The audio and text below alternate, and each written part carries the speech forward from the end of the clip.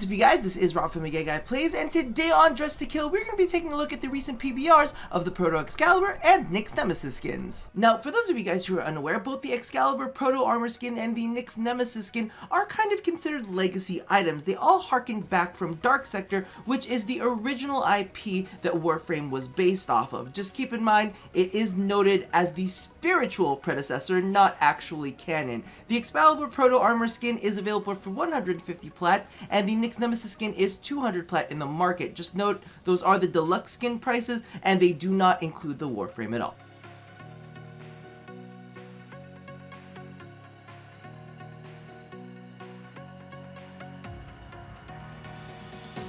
Alright, so let's jump straight into the PBRing, and I'm gonna be honest with you, for the most part I really like it, and then there are a couple of downsides that definitely drive me crazy. So let's take a look at one of the big pluses now, is that you can actually tint the metallics on this thing, which makes me very, very happy. But on the complete opposite end of the spectrum, well, we get this really great tinting, which means, you know, we can C3R3 and get in some of that rose gold, or we can get in some nice cool silvers.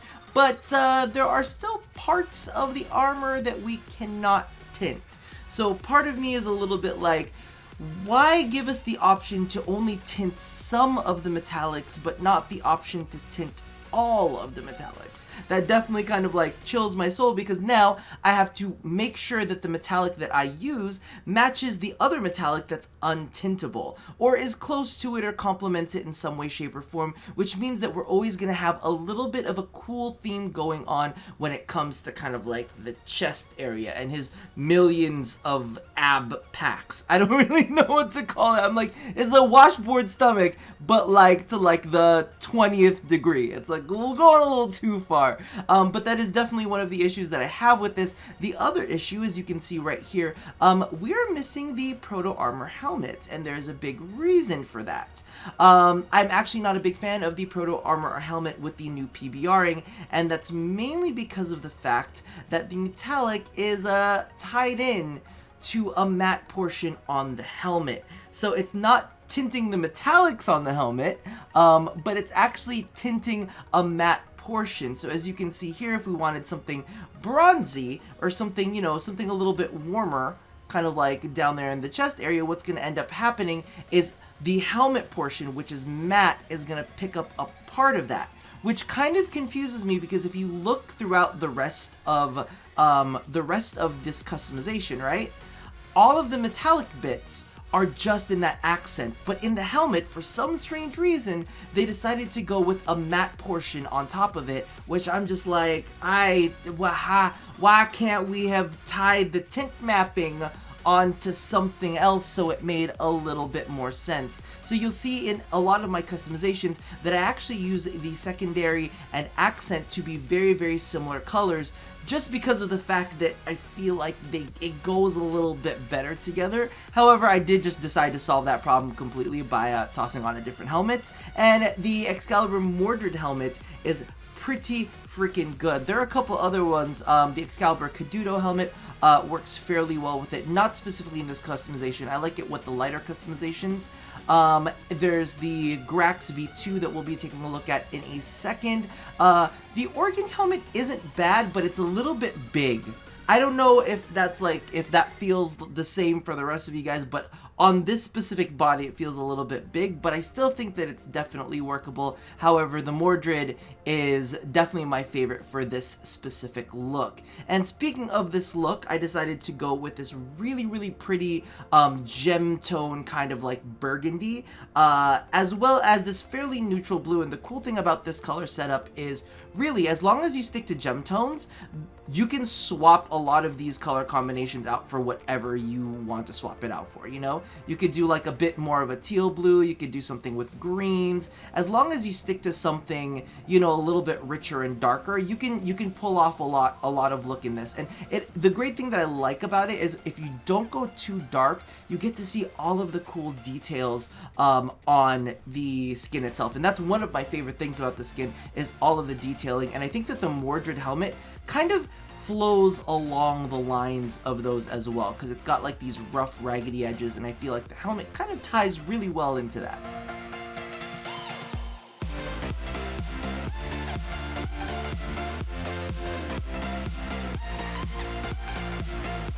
So moving along, you guys definitely know that I had to do a look that kind of harkened back to Excalibur Prime. Now clearly I'm not using this on my Excalibur Prime because I have some customizations on there that I'm already very fond of, but like I was saying earlier, I really like all of the texture detailing on this, and by using an off creamy white, you really get to see all of that gorgeous texture, and I'm a big fan of it. I was experimenting with a lot of armors, and I actually found that, I forgot, the Acanthus set looked really good on it, but as always, I like to leave one arm out just because like that's the arm that got shredded and torn off. I don't know if that's canon, but that's just what I've got in my head because it's got that cool melty energy bit. You can't really see it as well now. Back in the day, like before we got all of the new texturing, you'd be able to see the color a little bit better. I'm really bad with it because of the fact that, you know, I don't necessarily put the brightest colors there for his energy, but as you can see right here, we're actually using the Grax V2 skin for him, and I kind of think that it works.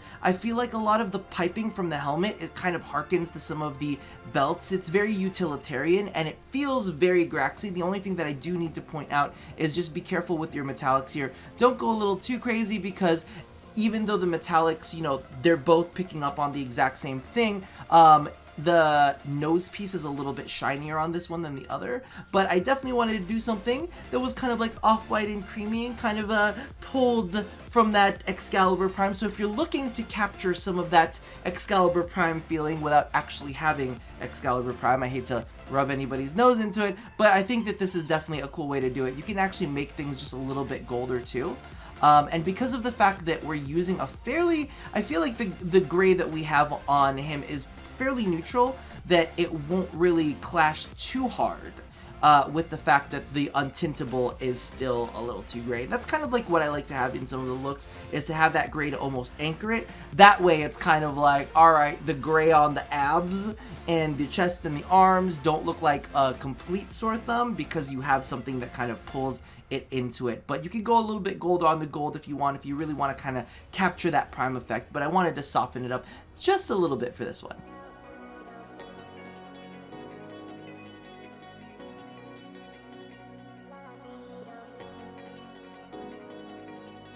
And here we are with the Nyx Nemesis skin. Now, I have gone on record saying that I am not a fan of this one at all. And I think it might have something to do with the face. Now, historically, you guys have known, I have been a big fan of crests. And she has got one of the best crests there is. I love that kind of like Roman theme. However, I don't know what it is with that pointy witch chin. I'm just not fond of it, and this weird pointy tail thing, I don't like that either, but the thigh pieces have me a little bit shook. I'm definitely fond of that, and I feel like it works really well with the sprit sail armor, like to kind of reflect some of those same shapes. So I'm really big on that. And now the greatest thing about this is the accent tone actually controls the metallics on her, and I am very happy about that. I've embraced that. I've decided, I'm saying, okay, listen, I hate you less now because now I can tint your metallics. And sometimes it's just something that simple.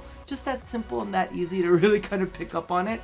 So I wanted to go ahead and use some burgundies and some reds, almost to kind of like make her feel like a centurion, like a Roman centurion. And this I actually used with the next look that you're going to see. I actually flipped some of the color placements. I'm really, if I'm gonna be honest with you, I really like the primary to be the light whites, kind of like in the thighs. I feel a little bit more comfortable with that, and then having the accent color as the secondary and have that really being your pop of color. I tried it the other way around and I kind of made a look work, but really, if I'm gonna recommend anything, put your like pop of color on your secondary, put your primary as something like soft and neutral. It'll save you a bit of a headache, I'm gonna be honest with you, but at least you get to bathe yourself in all of this beautiful metallic wonder.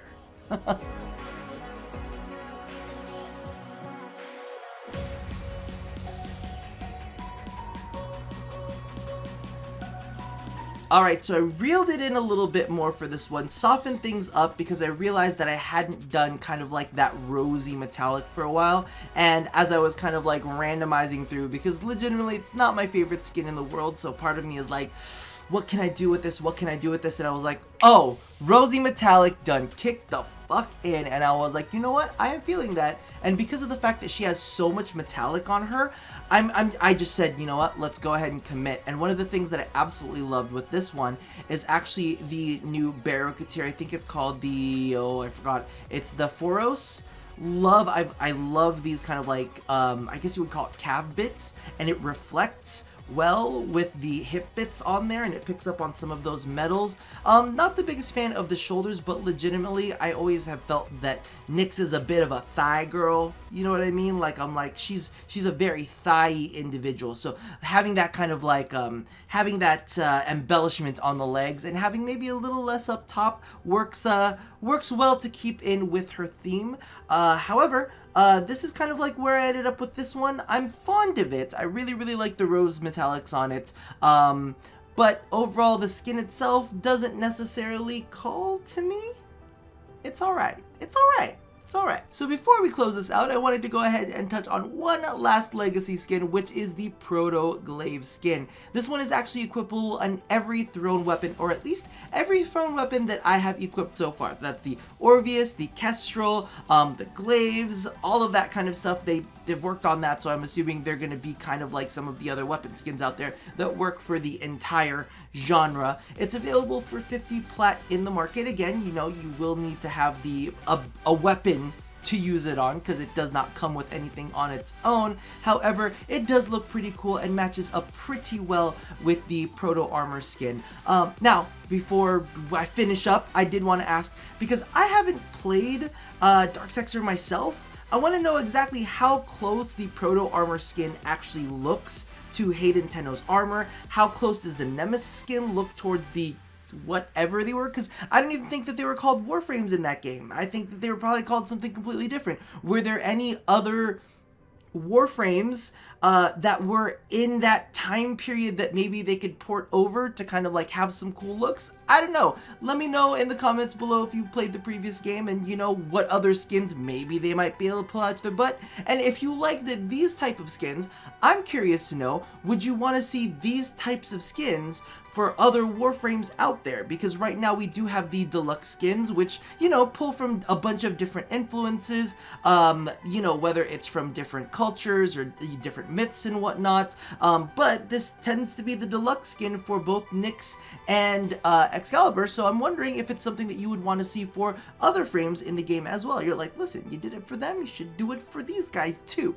But that about does it for today's episode, so as always, love somebody, hurt nobody, and touch yo body. I'll chat with you guys next time. Bye-bye!